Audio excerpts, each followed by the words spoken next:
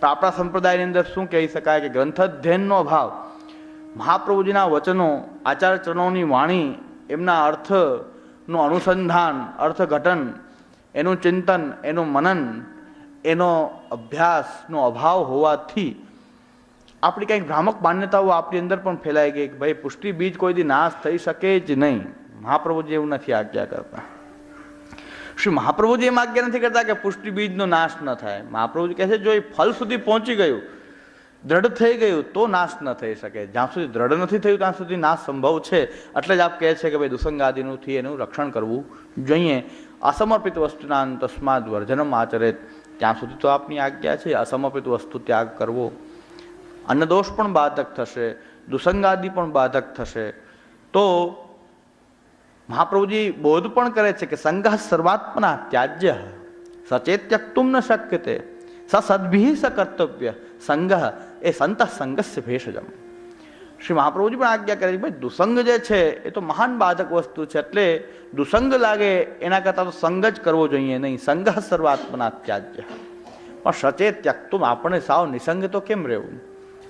સાવ નિસંગ તો કેમ રહેવું? એ પણ રહી શકાય નહીં.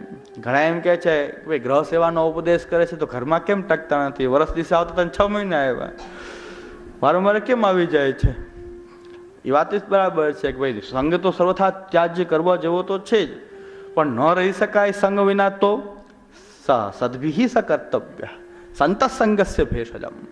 ઉત્તમ ભગવદ ભક્તો નો સંગ કરવો જોઈએ. ઉત્તમ સદવિહિ સદપુરુષોનો સંગ કરવો જોઈએ. અને સંત સંગસ્ય ભેષજમ, સંત જે છે, ઉત્તમ ભગવદ ભક્ત જે છે એ દવા છે, સંગની દવા છે. કે ભાઈ નિસંગ રહેવાતું નથી. નિસંગ રહેવાયથી આનંદ આવે, પણ સંગ વિના રહેવાય નહીં. તો મહાપ્રભુજી કંઈ વાંધો નહીં, પણ એ સંગ કોનો કરવો? સદવિહિ સ કર્તવ્ય સંત સંગસ્ય ભેષજમ. એ સંત જે છે એ આ સંગ, આ જે છે એ સંગની દવા છે. કે ભાઈ નિસંગ રહેવાય નહીં, એટલે નિસંગ રહેવાતું નથી તો કોનો સંગ કરવો? કે જે ઈચ્છુક ભગવદ ભક્તો જે છે, કે જે ભગવદ રસને પીનારા, એ રસિકાહા ભૂવિ ભાવુકાહા, કે જે ભગવદ રસને પીવાની ઈચ્છા ધરાવનારા, ભગવદ ગુણગાનમાં એ રસ ધરાવનારા અને ભગવદ ગુણગાનમય જીવન વિતાવનારા એવા ભગવદ ભક્તોની સાથે સંગ કરવો જોઈએ.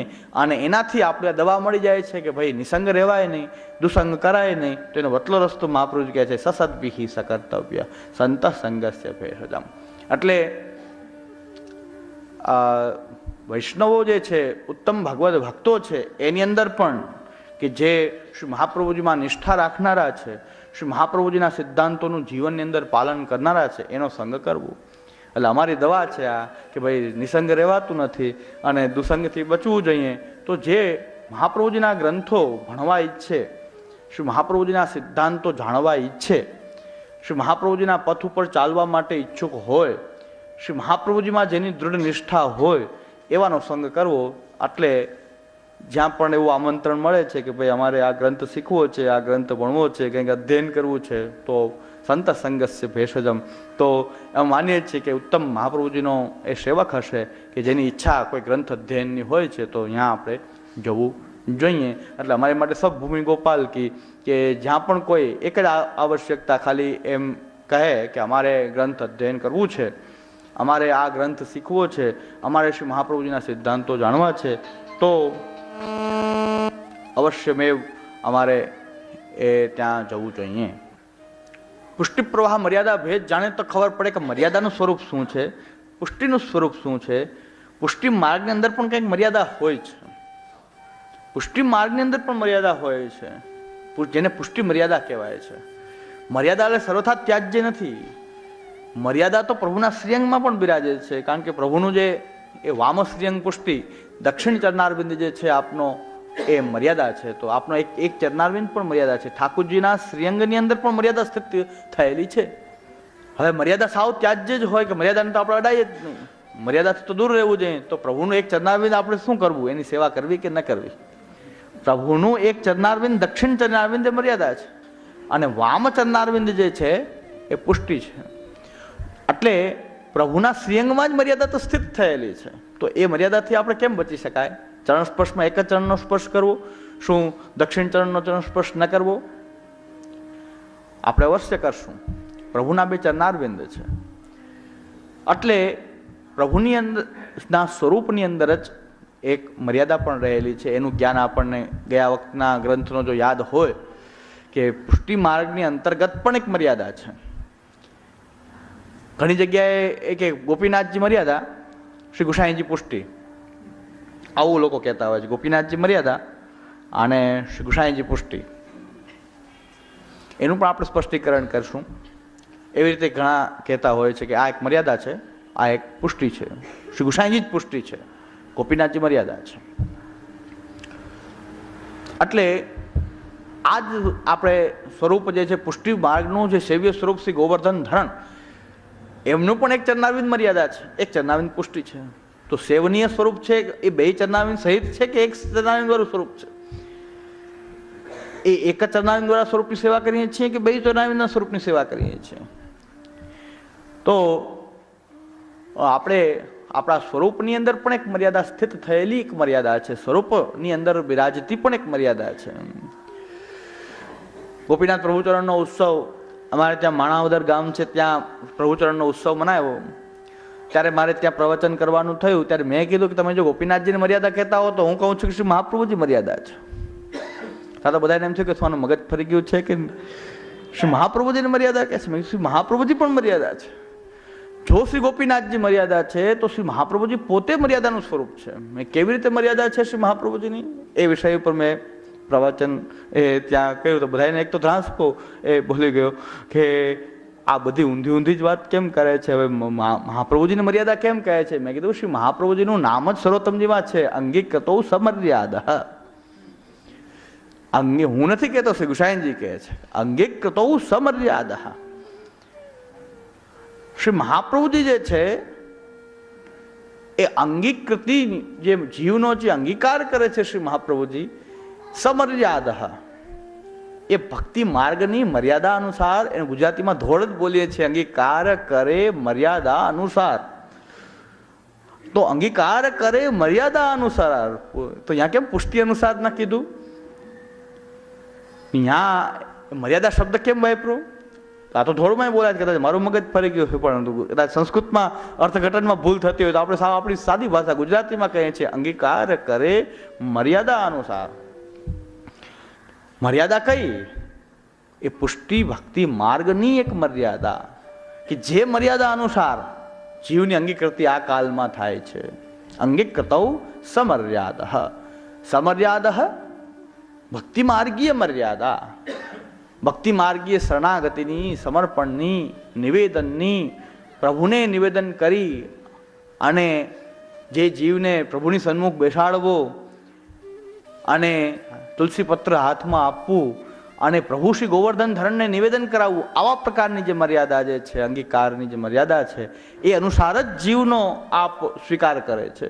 શ્રી મહાપ્રભુજી જે છે એ જીવનો સ્વીકાર મર્યાદાથી કરનારા છે. એટલે મેં કીધું મહાપ્રભુજી પણ અંગીકૃતો સમર્યાદા છે, તો શ્રી ગોપીનાથજીની મર્યાદા કહો તો મેં કીધું મને તો કઈ વાંધો આવતો નથી, પણ મર્યાદા માર્ગી કહો તો વાંધો આવે છે, પણ મર્યાદા સ્વરૂપ કહેવામાં કોઈ વાંધો નથી. પુષ્ટિ માર્ગની અંદર પણ મર્યાદા નિશ્ચિત છે. અને વૈષ્ણવ પોતાને જો બધાને શુદ્ધ પુષ્ટિ માનતા હોય તો આપણે પણ શુદ્ધ પુષ્ટિ નથી. એનું આપણે નિવેચન કરી દીધું છે કે શુદ્ધા પ્રેમણાથી દુર્લભા. એ સ્વરૂપેણ, એ અવતારેણ, લિંગેન ચ ગુણેન ચ તારતમ્યમ સ્વરૂપે દેહે વા તત્ક્રિયાશ્વા તથાપિ યાવતા કાર્યમ તાવત તસ્ય કરોતિ. શ્રી મહાપ્રભુજી કહે છે કે શુદ્ધ પુષ્ટિના જે જીવો છે એ તો ભગવાન જેવા જ છે, સ્વરૂપથી, અવતારથી, લિંગથી, ગુણથી, સર્વ રીતે ભગવાનની સાથે એનું સામ્ય છે. શું આપણી અંદર એવું સામ્ય દેખાઈ રહ્યું છે? તો આપણે શુદ્ધ પુષ્ટિના જીવ છીએ? આપણે શુદ્ધ પુષ્ટિ નહીં, પણ આપણે મિશ્ર પુષ્ટિના છીએ. આપણે પણ પુષ્ટિ મર્યાદા છે, આપણે પણ પુષ્ટિ પ્રવાહી છીએ. આપણે કાંઈક પુષ્ટિ મર્યાદા હશું, કાં પુષ્ટિ પ્રવાહી હશું.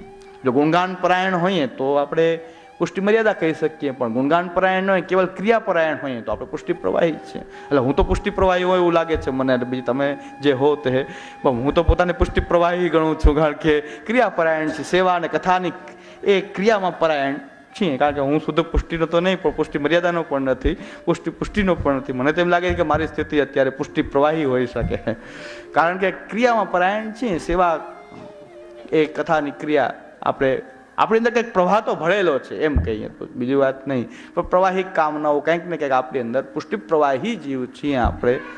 કાં પુષ્ટિ મર્યાદા હોય, એનાથી આગળ કદાચ પુષ્ટિ મર્યાદા હોઈ શકીએ, પણ પુષ્ટિ પણ દુર્લભ છે. અત્યારના સમયમાં તો પુષ્ટિ પણ દુર્લભ છે. પણ આપણો માર્ગ શુદ્ધિ પુષ્ટિ માર્ગ છે, આ શુદ્ધ પુષ્ટિ માર્ગ છે. આપણે જે હોય મહાપ્રભુજી જાણે, આપણો ઠાકોરજી જાણતો હશે કે આપણે કોણ કેવા છીએ, પણ શુદ્ધ પુષ્ટિ માર્ગ જે છે આ માર્ગ શુદ્ધ પુષ્ટિ માર્ગ છે. અને શ્રી મહાપ્રભુજી આપણને સ્વીકાર કર્યો છે, અંગીકૃત્ય એવો ગોપીશ વલ્લભીકૃત માનવા. મહાપ્રભુજી આપણો જો સ્વીકાર કરે છે તો ઠાકોરજીને આપણે પ્રિય બની જઈએ છીએ. સીધા આપણે ઠાકોરજીને પ્રિય નથી, એટલે આ જ મર્યાદા છે. ગોપીજનો તો સ્વતઃ ઠાકોરજીને પ્રિય છે. શ્રી ગોપીજનો બ્રજભક્તો જે છે એ તો પ્રભુને સ્વતઃ પ્રિય છે, પણ આપણી જે પ્રિયતા છે પ્રભુને, મહાપ્રભુજીને આપણી જે પ્રિયતા જે આપણી છે કે ઠાકોરજીને આપણે પ્રિય બનીએ છીએ, તો એક જ શ્રી મહાપ્રભુજીના માધ્યમથી. આ જ તો મર્યાદા છે, આ જ મર્યાદા છે કે શ્રી મહાપ્રભુજીના માધ્યમથી જ આપણે પ્રભુને પ્રિય બનીએ છીએ. બાકી પ્રભુને પ્રિય થાય એવા કોઈ લક્ષણ આપણી અંદર છે નહીં. આપણે ભલે પોતાને ગમે એટલા મહાન એ પરમ ભગવદી માનતા હોઈએ, પણ ઠાકોરજીને પ્રિય થઈ શકે એવા કોઈ લક્ષણો, એવા કોઈ દૈવી ગુણો આપણી અંદર નથી. પણ આપણી જે ઓળખાણ છે શ્રી મહાપ્રભુજીથી છે, એટલે અંગીકૃત્ય એવો ગોપીશ વલ્લભીકૃત માનવ. પણ હવે મહાપ્રભુજી અંગીકાર કેવી રીતે કરે છે, મહાપ્રભુજીના અંગીકારની પદ્ધતિ કેવી છે, એ પણ છે અંગીકૃતૌ સમર્યાદા. મર્યાદાઓનો ત્યાગ કરીને નહીં, શાસ્ત્રની મર્યાદા, ભક્તિ શાસ્ત્રોની મર્યાદા, વૈદિક શાસ્ત્રોની મર્યાદા, સર્વ મર્યાદાઓનું પાલન કરીને મહાપ્રભુજી જીવનો સ્વીકાર કરે છે. અંગીકૃતૌ સમર્યાદા. મહાપ્રભુજી જીવનો અંગીકાર કરે છે, પણ મહાપ્રભુજીનો અંગીકાર કરવાની પદ્ધતિ કઈ છે? ભક્તિ શાસ્ત્ર અનુસાર.